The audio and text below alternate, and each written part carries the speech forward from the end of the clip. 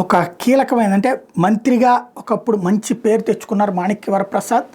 అదే సందర్భంలో దళిత నాయకుడిగా దళిత సామాజిక వర్గంలో మేధావిగా కూడా గుర్తింపు పొందారు. అట్లాంటి మాణిక్య వరప్రసాద్కి గుంటూరు జిల్లా అధ్యక్ష బాధ్యతలు ఇస్తారా?